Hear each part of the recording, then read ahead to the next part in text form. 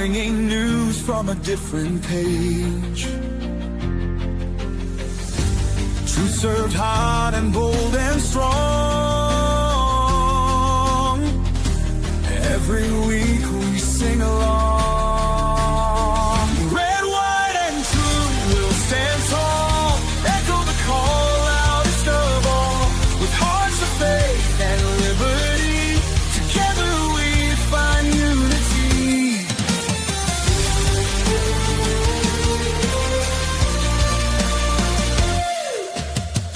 Stories that make you think and pray. A light awaits at the end of day. And guided by the stars and stripes, through the stormiest of nights. Red, white, and true will stand tall. Echo the call loudest of all. With hearts of faith and liberty, together we find unity.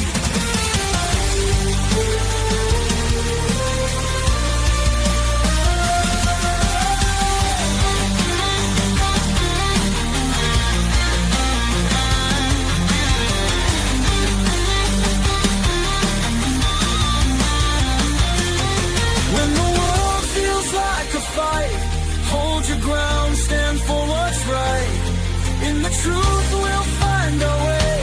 Ed and Ronnie light the way.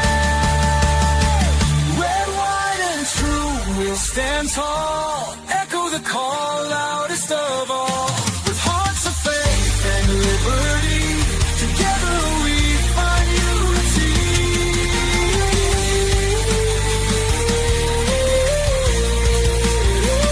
Red, white, and true will stand tall.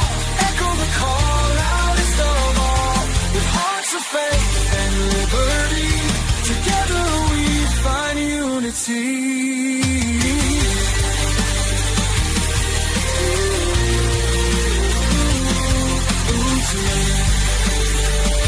Together we find unity.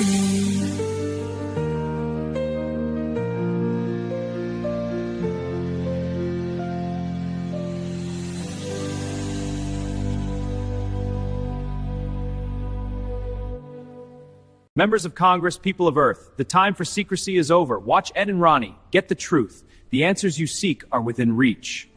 The future depends on it. Woohoo! Almost there! Phew! Made it! Now for some TV. All right, Red, White, and True with Ed and Ronnie. This is gonna be great! This is going to be, that's some pressure, Ronnie. This is going to be right. great. You know, I think we're up to the challenge. I think we're up to the challenge. Welcome, everyone, to Red, White, and True with Ed and Ronnie. It is our midweek edition, and we are so glad that you have taken some time out of your busy life to sit and just be part of what we do. That is right. Ronnie, say hi. How's everybody doing this evening? Everybody doing okay? I hope so. Well, I pray so. we want you to take a look at the link. I don't know if that's a clickable link, but the link that's in there, if you could copy and paste it, is the link to our YouTube channel. It's the Ed Boston Ministry channel, and we use that because it's been established for a long time. It's got more subscribers, and so that's what we use for this. And we're trying to move, not move things, because we've always been about being on Facebook and X and YouTube, but we like the fact that we're not. Oh, thank you, dear wife of mine. There's your mama. It is a clickable link. I Yeah. talked to her just a little bit ago. So we just. I'd we like don't to get wanna away be from Facebook. Yeah, that's where I'm Yeah, going. I don't want to be. Yeah, I don't want to be contained to Facebook and Zuckerberg and You know, Facebook is a part of what we do, but we have spent long enough with Facebook being the main part of what we do. So if you would like, we would love to have you click on that link, watch there. I'm pretty sure that the comments that you make there show up in our comment section. If you'll notice, there are less places on Facebook tonight. I only put it on the Red, White, and True link and the media link. It's not on Amy's page, and that's nothing about Amy. We just trying to streamline things down. And so there is the business part of the meeting. Now on to the rest of the show. And I played this. Members of Congress, people of Earth, the time for secrecy is over. Watch Ed and Ronnie. Get the truth. The answers you seek are within reach. The future depends on it. And we have received several more similar video clips. Yeah. I personally didn't download any of those to play, but we might tease around with one or two in the future. If you know Ronnie and I, Ronnie is the alien geek. Me, not so much, but I don't mind playing around with it a little bit. I mean, we can have some fun, and in today. It's funny that you brought up aliens, because in the press conference today with Caroline Leavitt, aliens got brought up as well. I've got a little clip. President Barack Obama, Caroline, was recently asked if aliens are real. He says they're real, but he hasn't seen them. The president's daughter-in-law, Lara Trump, told Miranda Devine of the New York Post that the president has a prepared speech on this issue that he prepares to deliver at the right time. Is that true? And does the Trump administration believe aliens are real? Well, a speech on aliens would be news to me. That sounds very exciting, though. I'll have to check in with our speech writing team. And that would be of great interest to me personally, and I'm sure all of you in this room, and apparently former President Obama, too. So we'll keep you posted on that. So now we had a discussion Monday night on if Ronnie is the alien geek and Obama believes in aliens. I don't know if you can put two and two together. I'm not going to make any accusations or direct comments, but I'll just let that one slide. Can you imagine Trump though doing it? Do a speech on aliens. My fellow Americans, Vulcans are real. They came down here and they told me, Trump, you just keep winning. You're just never going to stop winning, and we want you to be the president of the galaxy, Donald Trump. And so, I graciously accepted and said, live long and prosper, Vulcans. Who needs hackney Donald Trump? But who needs the other Trump impersonator? We got our own personal one right here. And even though the other guy is really good and we like him a lot, we have our own personal imitator, Trump imitator. Yes. So I downloaded both videos real quick, and I'm going to show the one, and I just have a question for Trevor, and I didn't ask it in the chat earlier. Was this when Alice walked past? You just kind of morphed her into an alien? Welcome back to Do the Right Thing. Good to be here, Ronnie. Today we're talking about doing what's right. Ronnie, look behind you. What the? Is that a gray alien? It is. Keep talking. Now, what does Alice think about that? She's got her headphones in. She ain't paying attention. She don't care. Yeah, well, now, even if she's not there, you can play that and say, hey, there's Alice, part of the show. Right, yeah. Why did she walk by?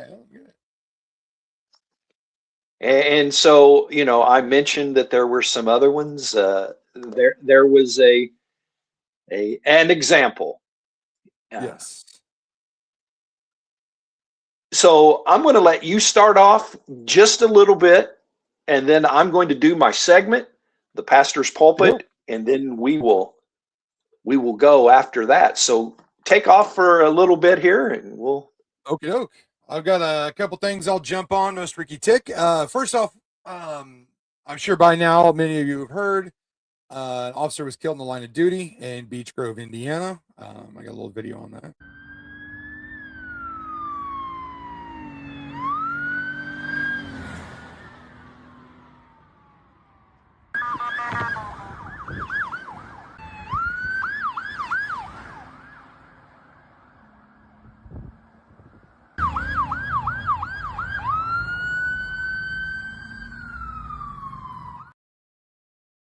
Rest in peace, Officer Brian Elliott. And I can tell you one thing, standing from behind the badge myself, hearing those sirens coming, that means your backup's on the way, and it could be anywhere from 3 seconds to 23 minutes. And that is always the longest period, waiting for your backup to show up. Now, I've never been shot, never been involved in a shootout, but I have been in several occasions where I needed backup, and hearing those sirens come, and you just wish they'd get there quicker. So, please keep that officer and his family and the whole law enforcement and Blue Line community in your prayers, and I would surely appreciate that. Let's see here. What else can we go to? So we already covered Donald Trump on aliens. So this came up. So the State of the Union address, I believe, is next Tuesday, which I'm going to be right here. That's for sure. But and I wondered how long it would take Democrats to do this, but we're there. Well, as we approach the State of the Union address, my view remains the same, which is that the two options that are in front of us in our House is to either attend with silent defiance or to not attend and send a message to Donald Trump in that fashion, which will include participation in a variety of different alternate programming that is going to take place in and around the Capitol complex. So the progressive groups Move On and Midas Touch announced Wednesday that they're hosting a People's State of the Union rally at 8:30 near the Capitol. The event is billed as counter-programming to President Trump's night full of lies and misplaced priorities for the American people. Lawmakers planning to skip the speech and attend the rally, according to organizers, include Senators Ed Markey of Massachusetts, Jeff Merkley of Oregon, Chris Murphy of Connecticut, Tina Smith of Minnesota, Chris Van Holland of Maryland, as well as Representatives Yasmin Ansari of Arizona, Becca Balliant of Vermont, Craig Caesar of Texas, Veronica Escobar of Texas, Pramila Jayapal of Washington, Delilah Ramirez of Illinois, and Bonnie Watson Coleman of New Jersey. And frankly, I'm at the point, take them all, man. We don't need the left there for them to sit there and jeer and wear their white outfits and hold up little ping pong paddles with, negative slogans on it. We don't need that crap. Well, I just hope that Jeffries, for the first time in his career, keeps his word, and that they sit there in silent defiance. Yeah. They do have some experience at that. They sat there in silence when Great Americans were introduced. They sat there in silence when the little boy with cancer, was introduced, and so they have some experience at that. But they also have experience of doing the things that you mentioned, and what I take from that is they must have thought that the alternative Super Bowl halftime show was a success, because now they are taking those. Flattery is the greatest form of Oh, whatever mimicry is the greatest form of flattery or something. Yeah, something like you. You know where I was trying to go with that. That was an epic Yeah. failure on that. But um, wow. It's not mimicry. It's I don't remember. But during the president's speech last year, which was called a joint address to Congress in the first year of president term, Representative Al Green, and we all remember him and the little hissy fit he threw. He was actually removed by the Sergeant of Arms. Numerous Democrats walked out in protest after Trump taunted Senator Elizabeth Warren of Massachusetts and called her Pocahontas. Senator Martin Heinrich of New Mexico and Representative Maxine Waters of California were among the Democrats who boycotted the address altogether. Other Democrats who attended the speech held up signs as Trump spoke and called him king and liar, and others that said save Medicaid and Musk steals. Richest man on the planet steals. Yeah, he's needy. And then we all remember Nancy Pelosi tearing up the, what she called the manifesto of mistruth. So, if you guys want to be a little crybaby and not even attend, then go ahead. We don't need your shenanigans in there anyways. We're not there for you. And that's We'll the see. case. I mean, the State of the Union is supposed to be the president presenting his agenda to Congress, but Congress doesn't listen any other day of the year. And so, No. whoever's in office, the other side is pretty well bound to go against that speech and those items that should be for the good of our country. And wouldn't it be great if we got back to things that mattered and were for the good of the country? And I'm going to use that as a lead in to my segment. I'm going to throw up my pastor's pulpit. I still haven't done your opening segment yet, but your opening clip, but I'm going to one of these days. I just got to get enough video footage. So it's a coming. Let's see. I was in the wrong spot there to get the background. Here it is. And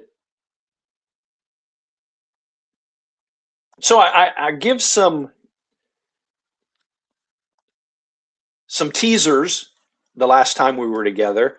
I put this together for Monday, and it just didn't fit in too well. But tonight, I want to slow us down just a little bit. And I want to go into some scripture. That's what I do.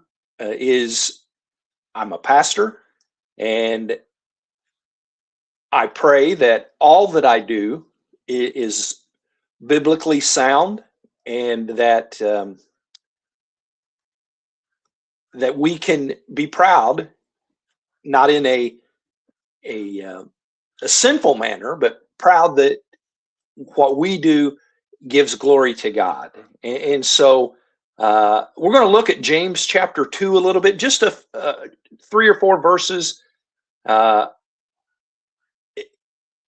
James, the half-brother of Jesus, says this in verses 1 through 4 of chapter 2.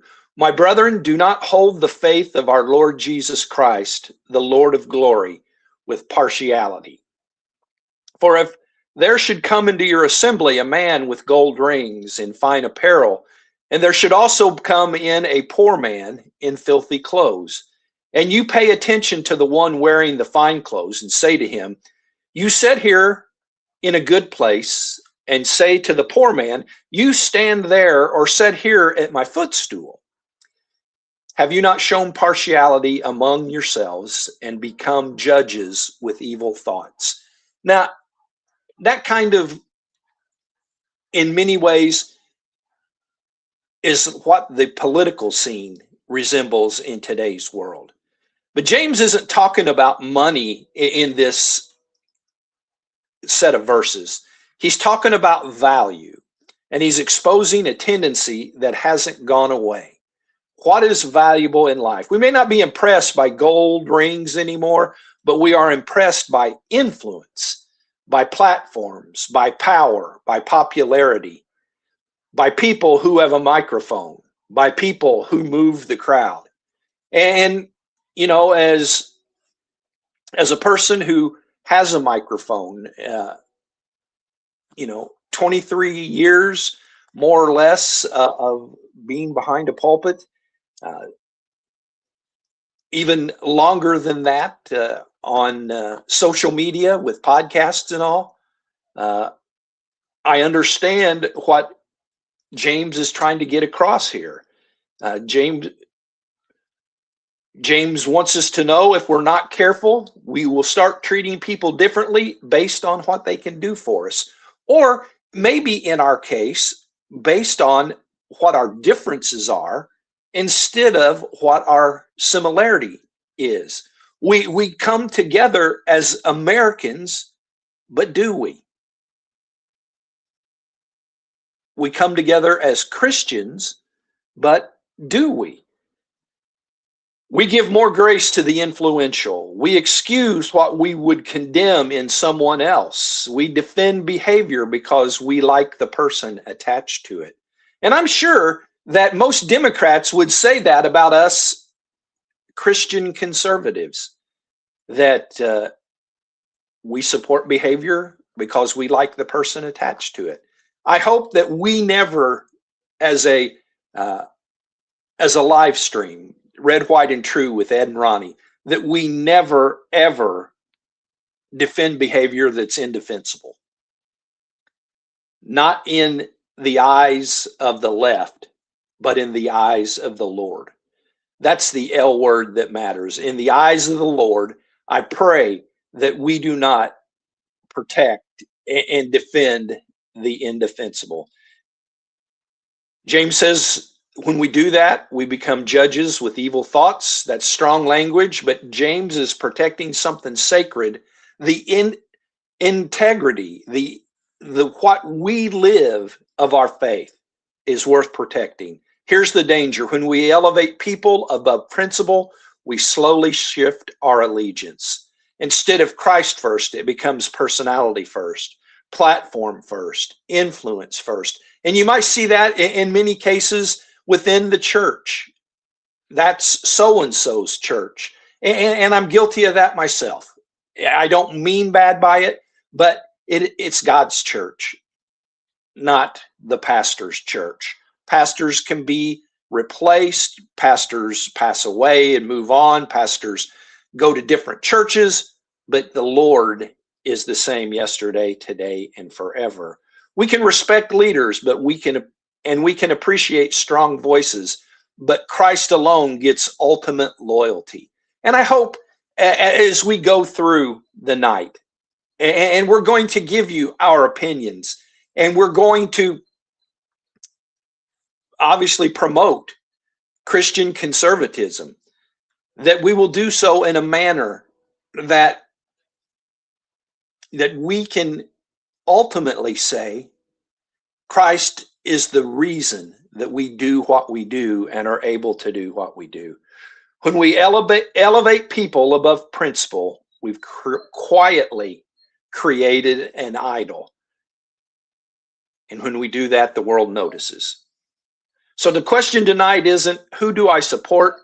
The question is my faith consistent? Do I treat truth the same no matter who it touches? Do I treat people with equal dignity, whether they're powerful or powerless? I would more likely say whether they're Republican or Democrat or conservative or liberal. James isn't trying to shame us. He's trying to purify us. Faith that works is faith that doesn't play favorites. In a culture obsessed with influence, that kind of steady, principled Christianity will stand out more than any headline ever could. And with that, that is my pastor's pulpit segment that I've not had one for quite a while. So welcome back to the stage, Ronnie. Oh, thank you. Even even Spunky like that one, huh? He decided to bark his approval. Oh, you're muted, bud. There we go. I was trying to do too many things at once. Yeah, the neighbor's dogs were out, so he decided to bark and then go run and jump out the window after him. So, but yeah, he enjoyed it too. Well, I'm trying to do 6,000 things at once. I keep getting lost. There we go. we try to keep things. First of all, you got to know going in that when you are promoting yourselves as Christian conservatives, that's the side that you're going to take. But Right. and this is checking myself a little bit. I would hope that liberals could come in here and feel like they didn't have to run off. You know, they come in and you and I both talked about this many times, that we need both sides of the aisle. Absolutely. We just need both sides to be civil and to put God first and then the country first. Be Americans before we're liberals and Democrats and conservatives and Republicans. Be Americans, and then I think things will be better. Charlie Kirk had something to say that kind of went along with my segment. This is 14 seconds short, but I say all of that, but this is the important part as well. You know how many times I hear from pastors, well, you're not very nice, Charlie. Bingo. I don't strive to be nice. I strive to be obedient to the Lord. I strive to tell the truth. Don't care if I'm nice. Completely irrelevant. And while we don't want to chase people off, it's the truth that matters. I preach on the truth setting us free, but if you're on here, you've heard me say this many, many, many times. You have to know the truth before the truth can set you free. And so that's what I hope we do, red, white, and true. And I pray that we represent the truth. I've actually got a couple of videos. How it's actually upsetting a lot of people about how we're not separating church and state as much anymore. To support this exciting renewal this morning, I'm pleased to announce that on May 17th, 2026, that we're inviting Americans from all across the country to come together on our national mall to pray, to give thanks, and we are going to do something that everyone said, like, that's tough. We're going to rededicate America as one nation under God. A lot of people...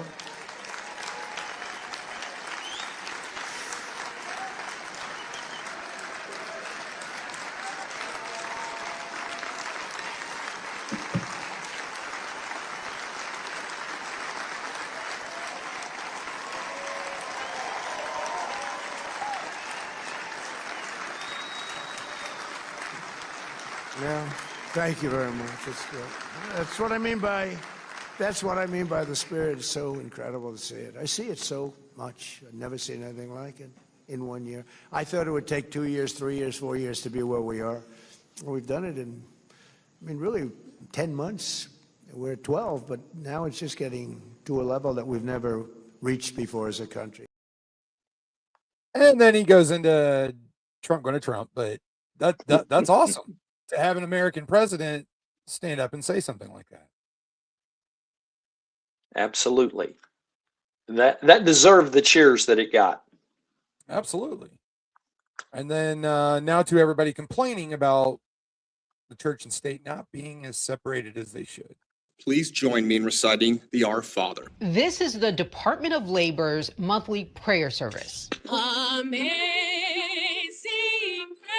Under President Trump, moments like this, rare under recent administrations, are now becoming more common. God, who entered our world as a tiny child, still enters our workplaces, our labors, and our service to the American people. The Trump administration is testing long-standing boundaries between church and state, and it is likely just the beginning. We have to bring back religion in America, bring it back stronger than ever before. Americans are now being told to pray weekly. Some agencies are opening meetings with prayer, and Bible verses appear on official social media accounts like the Department of Defense. The Education Department recently warned schools they risk losing funding if they restrict prayer.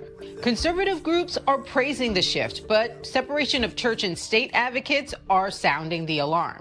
Historians tell CNN such a broad push to inject religion, mainly Christian values, across federal government and American life has no modern precedent. We are in a religious. I don't agree how she says that has no modern precedent. To me that's absolutely ridiculous. America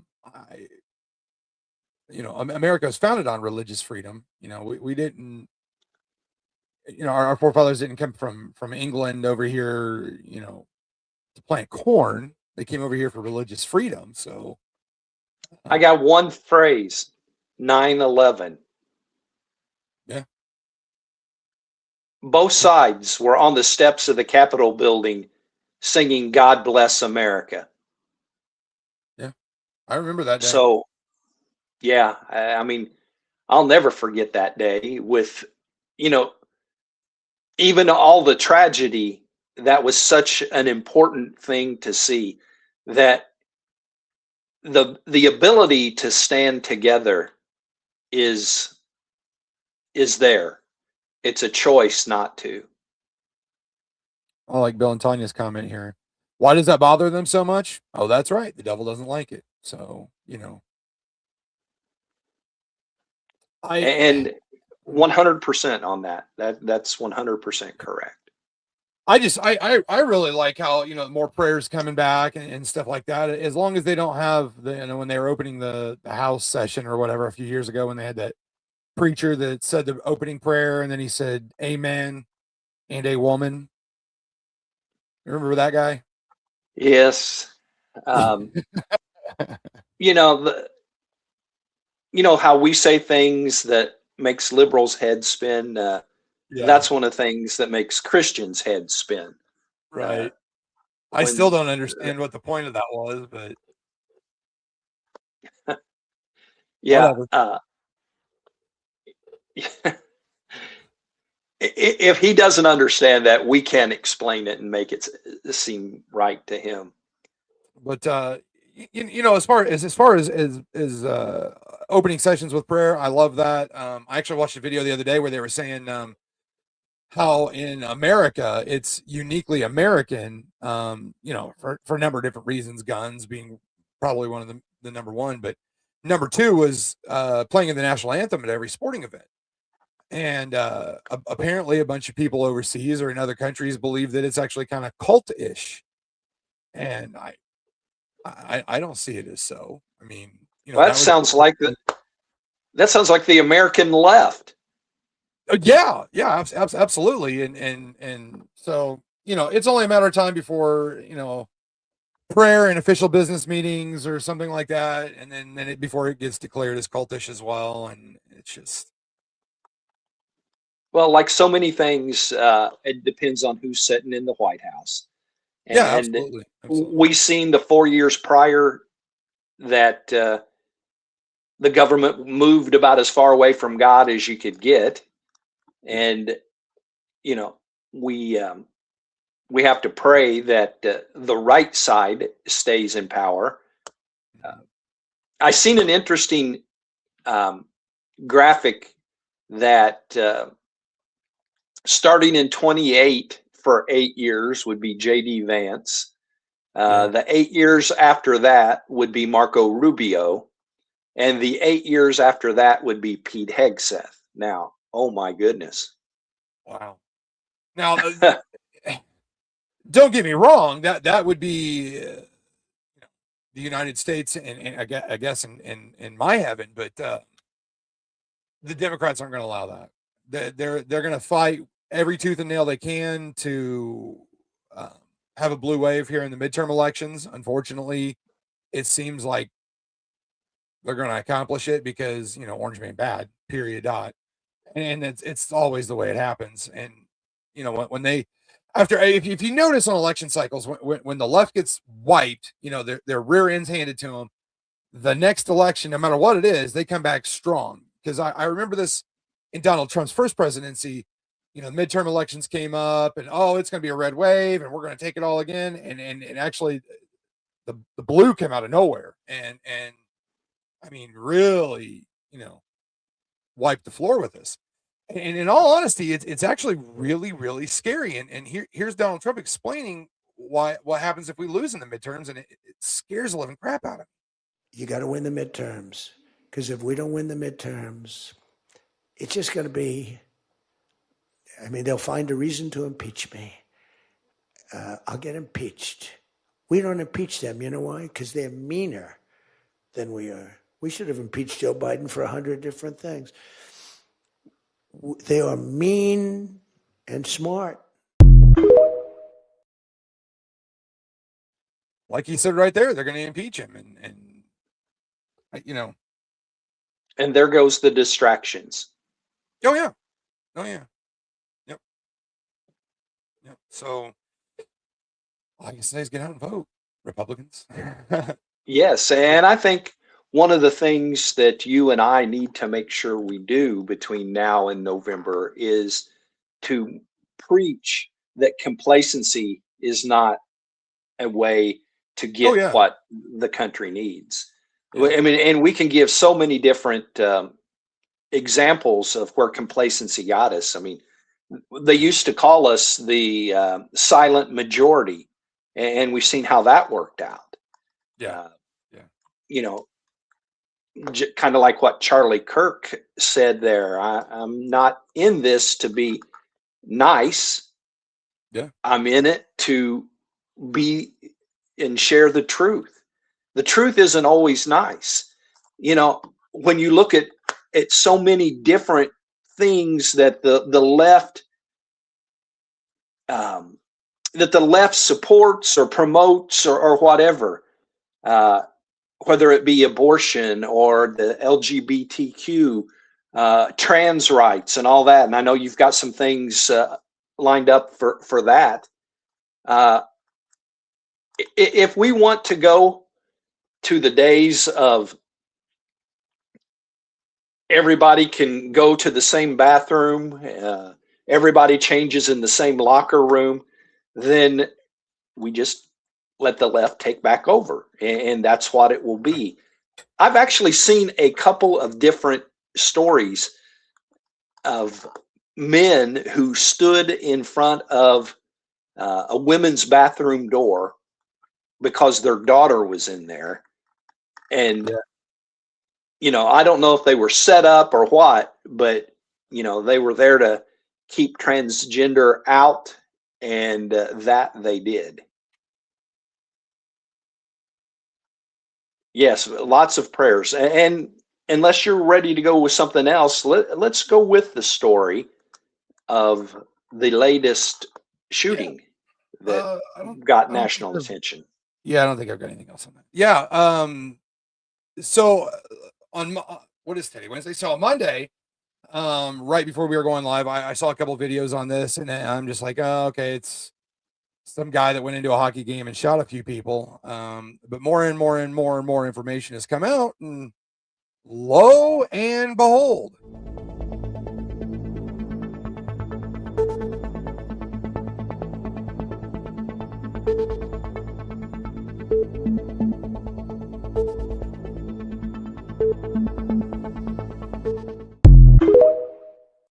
We're learning more about the victims of the horrific mass shooting at a high school hockey game in Rhode Island Monday. The person behind the trigger, transgender killer Robert Dorgan, murdered his son Aiden and his ex-wife Rhonda, and critically injured former in-laws Linda and Gerald Dorgan. A family friend named Thomas Geruso was also critically wounded. And to make matters even... So yeah, lo and behold, yet again, another transgender shooter. Now, what's really getting underneath my skin on this is when are we going to actually look at that being the problem, not the gun? Now, the gun didn't get up and drive its way to the hockey rink and shoot random people. It was the person behind the gun, and yet again, it was a person who identifies as trans. Now, people pushing this trans agenda and yada yada yada, they need to start realizing that, I mean, you guys kind of got blood on your hands.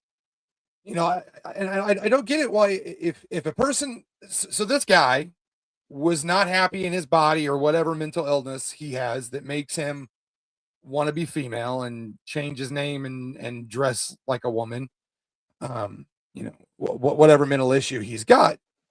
But don't you think that by if he was really a female or really wanted to be a female or whatever, that would make him happy? So he does that. He changes his clothes. He dresses like a female. He gave himself a female name. But if he was happy in that body, the body he should have been in, then why do trans shooters shoot up? You know, why do trans people shoot up events? You know, and then to kill his son and his ex-wife, and then shoot his in-laws. You know, if I don't know, I guess just to me, if I felt like I was a woman, you know, trapped in a man's body, then if I put on a dress and a wig, then that would make me happy and not want to shoot people. I mean, am I kind of going off track with that, or? No, and if you come downstairs dressed like that, we will shoot you. But it's big enough to fit me. Back to the serious part of that, you know, there's a lot that needs to be looked at. The mental illness portion, but I was reading today, why aren't we looking into the medical procedures, the drugs that are given to folks that are transitioning? Are those kind of things? You know, we know that drugs have certain effects on people. And so are we not looking at that because it's been such a huge money situation for drug companies and all the power? I don't know. We just like gloss over things with this topic. And, you know, the left is going to say, well, look at the statistics. And, you know, they say that it's such a small percentage of murders that are done by transgender, but get this, there's such a small percentage of transgender people. Yeah. That if all of them were mass murderers, it would still be an overall small percentage. And so, I don't know. I guess maybe their issue is because the rest of the world doesn't want to play along. I don't know. I mean, well, it's something that's got to be looked at, and not just, you know, it kind of reminds me of school shootings in general. The left's answer is never anything that will stop the problem. No.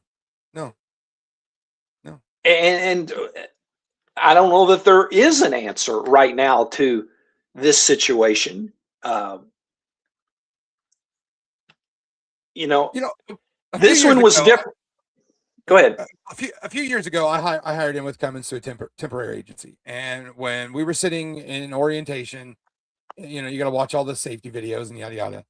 Well, at the very end, when they were giving us our assignments, what plants we were going to, me and a couple of people were going to, I'm not going to say which plant here in town, but they flat out told us before we walked out the door, look, there is a person there who is a male who believes he is a female. You will address her as such. And if you have an issue with that, then that is your issue, not their issue. No, I'm not going to play pretend. I'm a grown adult.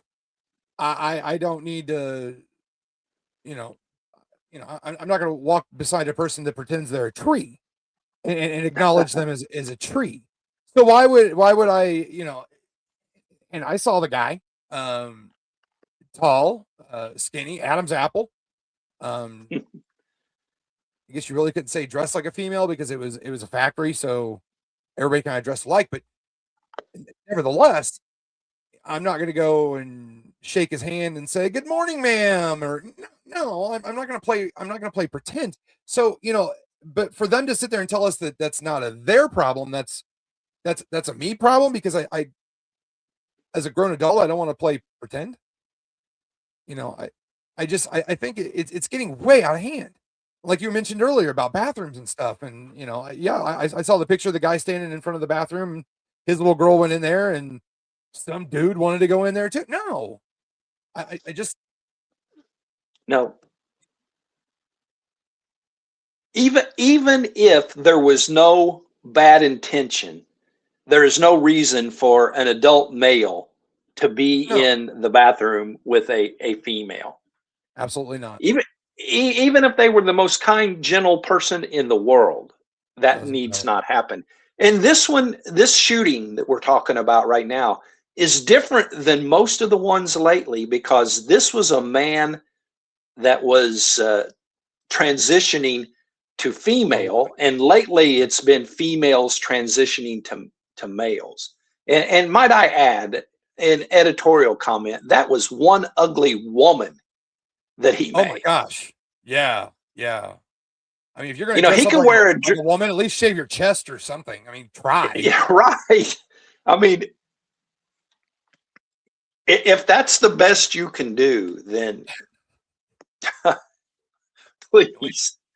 Put in. He had man written right across his forehead, or right across his Adam's apple. Yeah, right. Yeah, I don't know. I just, if changing your everything makes you the person you claim to be inside, then you should be happy. And doesn't make any sense to me to go out and shoot up people. Well, and that will never make sense to people that are on the right side. Not the right side of the aisle, but the right side of everything. We don't need to make America great again. We need to make America common sense again. But amen. Well, I have one more. It's a 1-minute video. I didn't even know this happened until just a little bit ago, but Dan Bongino interviewed Kash Patel, and this is one section of it. 19 people have been convicted for acts of violence related to Antifa. It's in the indictment. You don't got to believe me or you. Everybody can go read the public indictment. And it didn't just happen there. It happened in Cop City in Georgia, where we had to go rearrest everybody because the state authorities couldn't get their act together to produce enough information to take that to trial. So we did. And it's not a creation or manufacturing of information. It exists.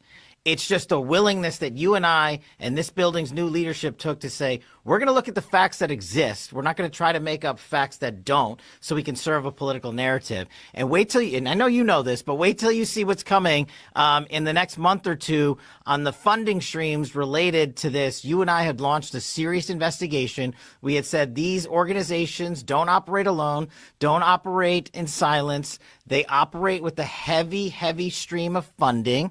And we started looking into it, and guess what, Dan? We found them. Good deal. I love the fact that Bongino is back on the media side. Yes. I love that he was appointed. I love the work he did, but I'm still going to go on record as saying I think that he can do a whole lot more where he's at right now. Yeah.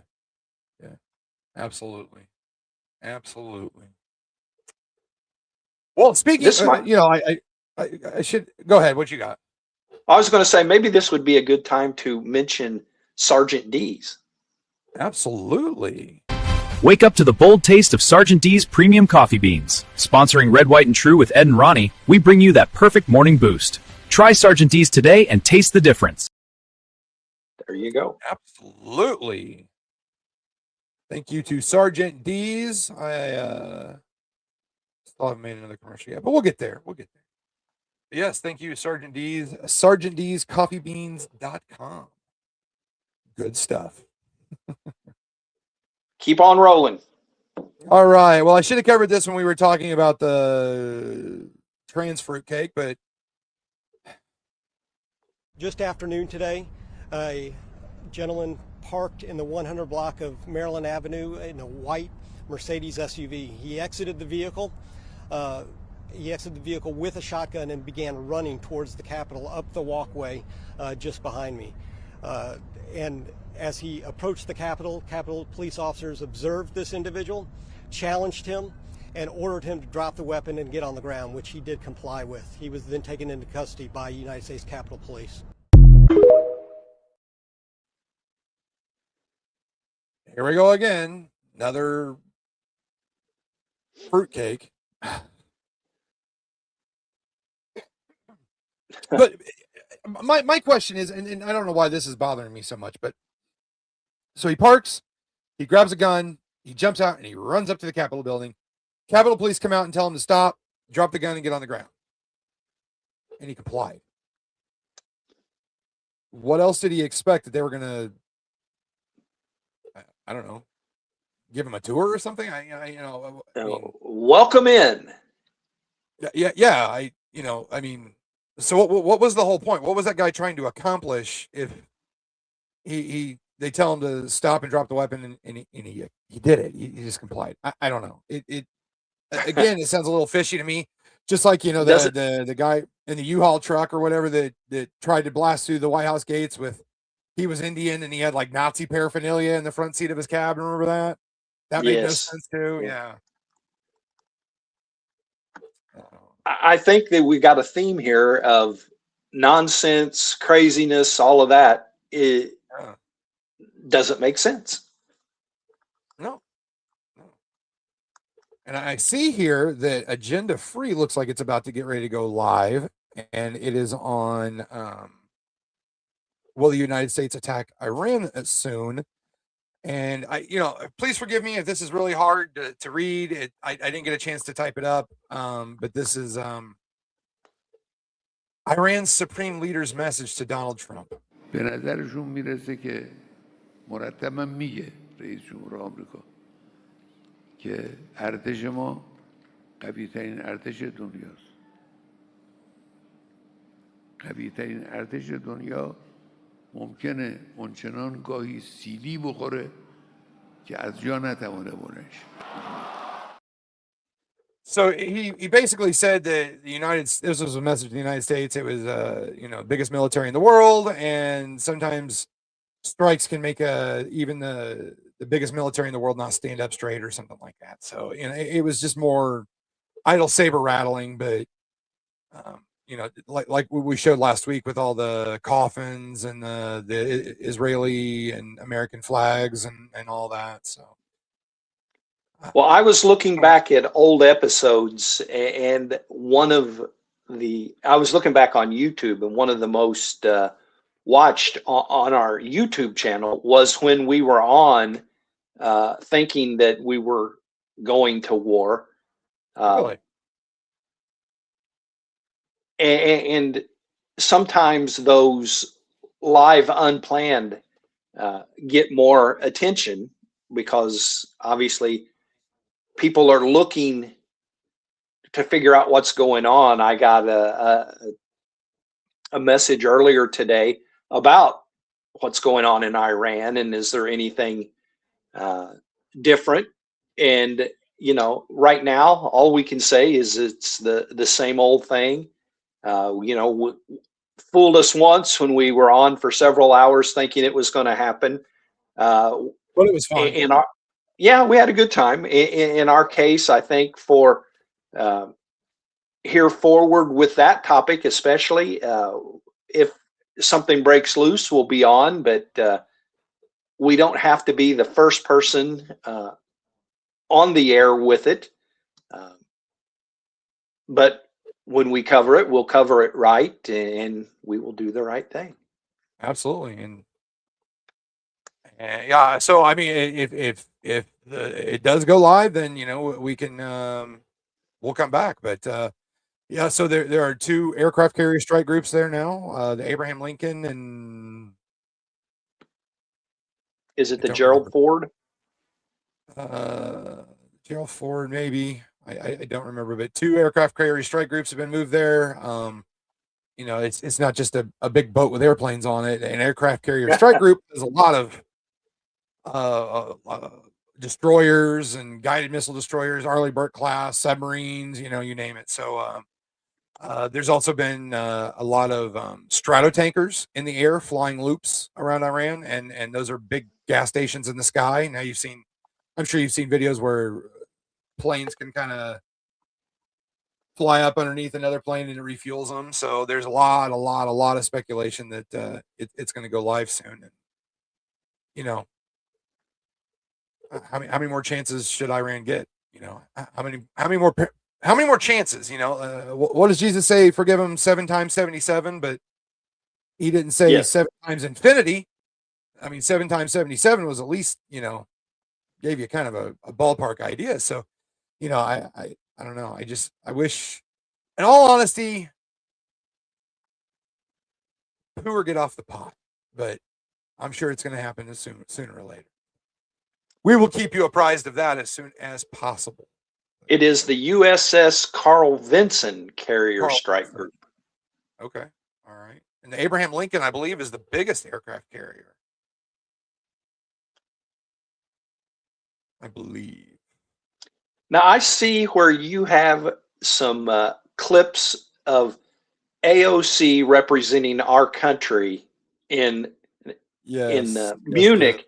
Now, we've talked about this already, and more keeps coming out about it. And more her own party keeps saying, shut up. If you can't do any better than that, just don't talk. So hopefully those two videos, one talking about Marco Rubio and Cowboys, I hope is what you have. I do, actually. I wanted to show this one first because we showed it on Monday, and all I could think of was, so it shows her at the top and then a little boy at the bottom. And when we played it Monday, this is all I could think of. Would and should the U.S. actually commit U.S. troops to defend Taiwan if China were to move? You know, I think that this is such a, you know, I think that this is a. Have you ever had a dream that you want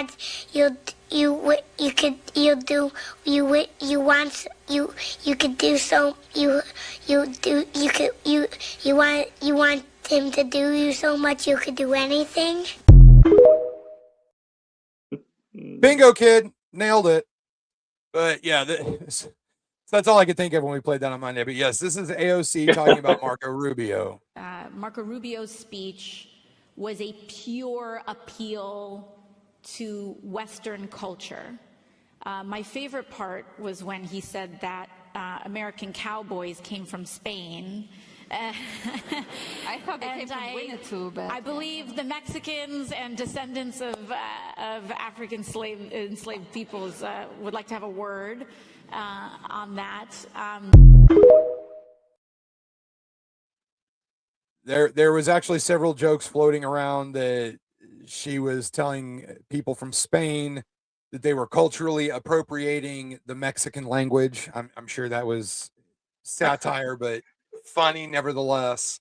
Funny if you were to research and see, that would have been an exercise for me keeping my mouth shut, because I wouldn't confidently be able to say the way she confidently said something that was totally wrong. Yeah. Like when she said that Venezuela was south of the equator. See, I never have figured out what that mattered. Yeah. What does the equator matter on whether or not we kidnap, in her words, the president of the country? Didn't she say duly elected president or something? Even though he was not duly elected, did she not say that? Okay. No, she made mention that, you know, the negatives, but then put that big but word in. Yeah, but. Oh boy. So yeah, but then I have Donald Trump talking about what an embarrassment to the country she is. And by the way, I watched AOC answering questions in Munich. this was not a good look for the United States. I watched Gavin Newsom answering questions in Munich, and this was a bad look for our country. These two people are incompetent. And at least Hillary's competent. She's just Trump deranged. She was so deranged. She is an angry woman. But I watched the other two speaking and answering basic questions. Look, Gavin has destroyed California.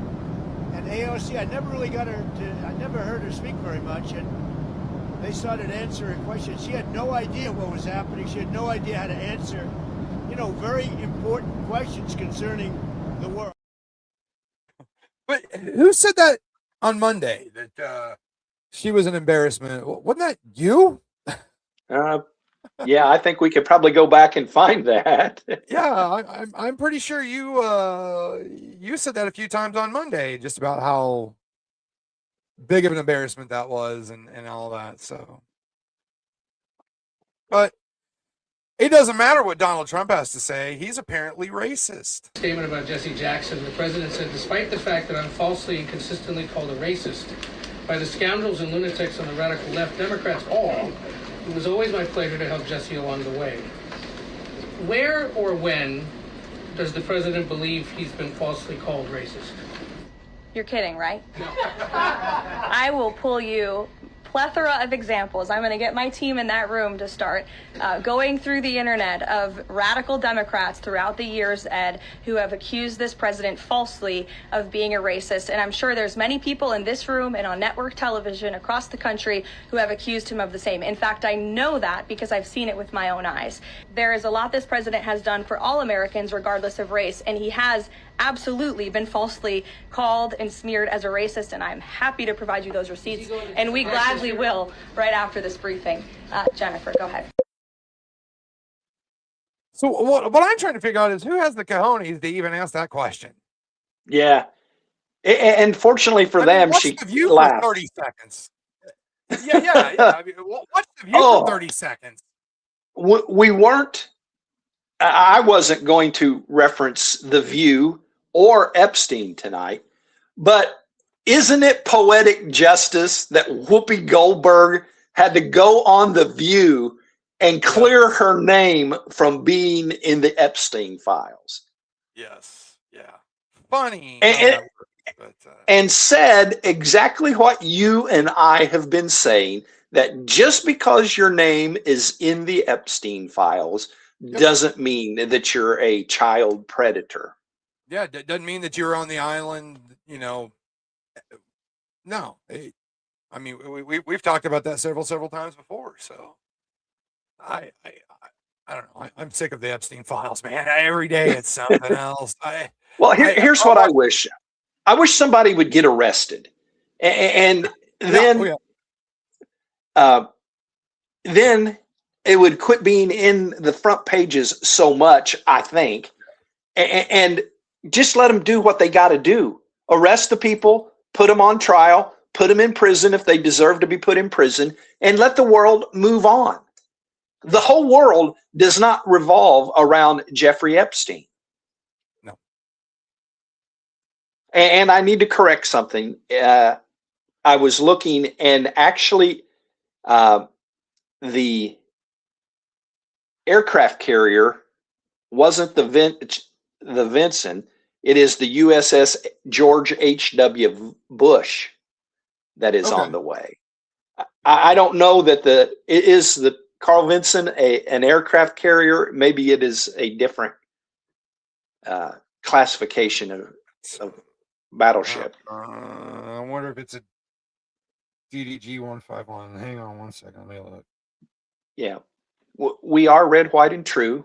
Don't want to be red, white, and screwed up, or red, white, and assume. We never use that. We don't want to be red, white, and screwed up. Now, hopefully that this comes to a clip where we can put that on TikTok and see what kind of responses we would get to red, white, and screwed up. That would be fun. The Carl Vinson is a Nimitz-class nuclear-powered aircraft carrier. Oh, it is? Yeah, it is an aircraft carrier. Well, I guess I have some work to do because I've seen where both of them have been the second one. And I have a feeling that one of the two was a previous, I think back when Hezbollah was doing some heavy things, we sent a second aircraft carrier to the Middle East. And so this one that shows that it's the George H.W. Bush is dated January the 21st of this year. So I think that's probably the correct one. We will, while I'm thinking about it, Saturday will be the day for our final episode of the week. We are Monday, Wednesday, and either Friday or Saturday, and we both have something going on Friday. So it'll be Saturday of this week.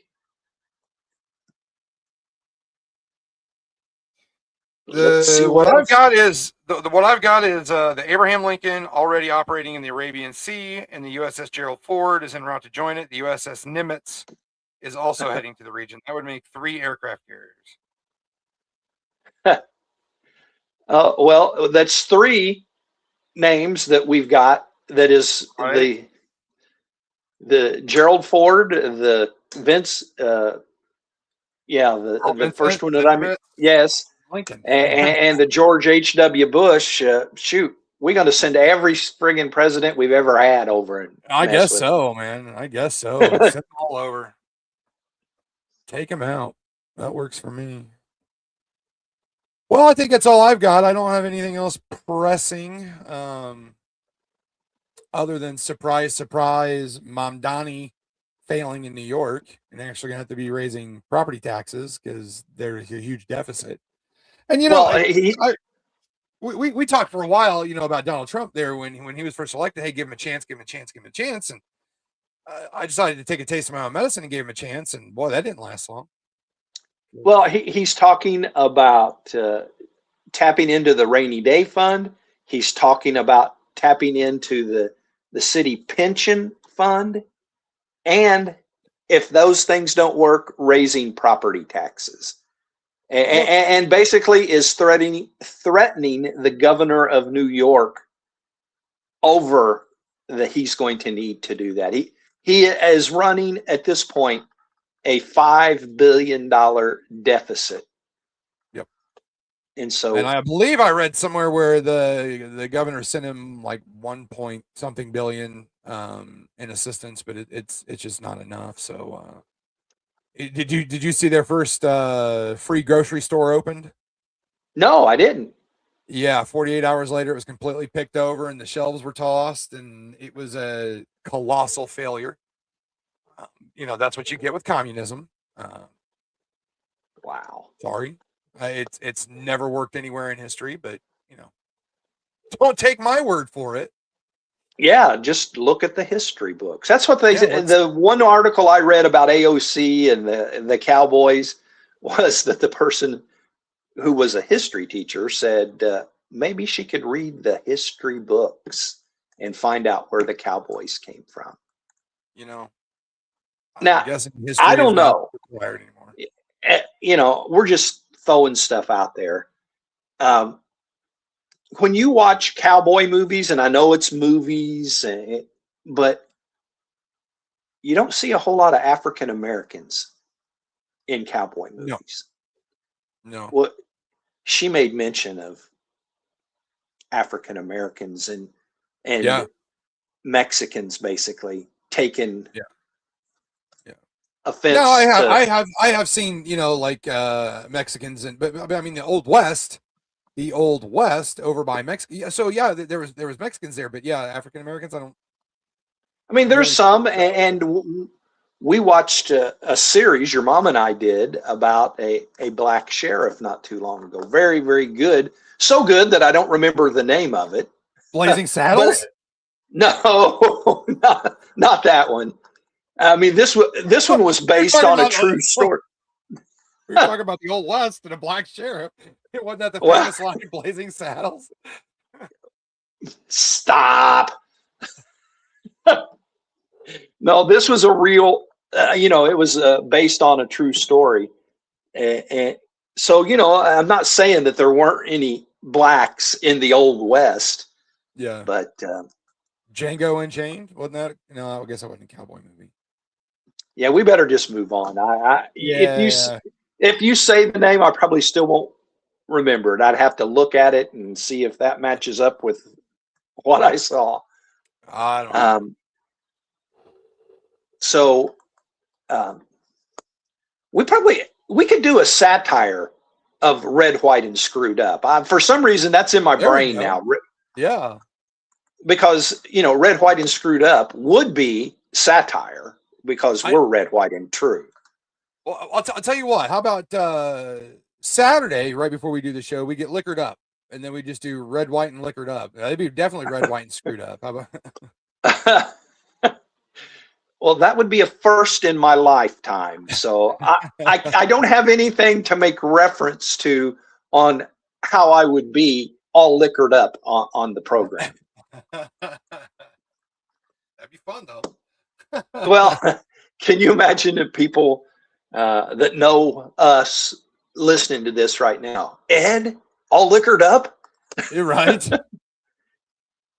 So, boy, and we're ending with a Seinfeld segment here. Really? The episode about nothing.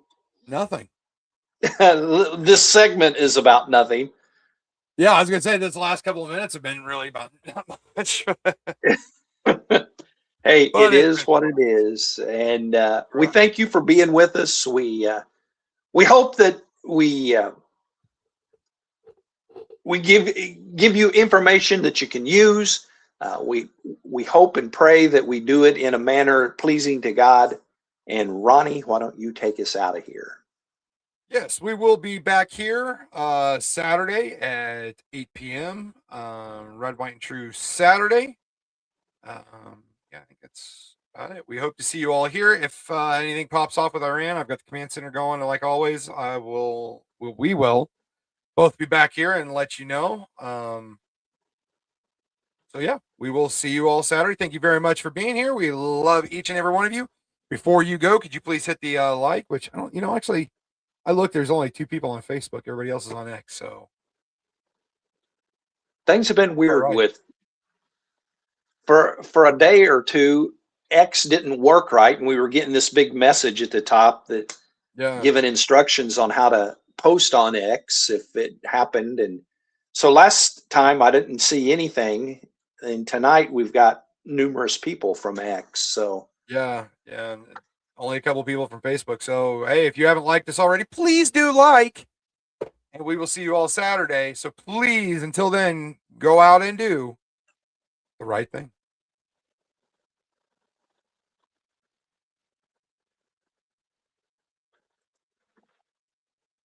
Thank you for joining us for today's live stream. This has been a presentation of Ed Boston Media.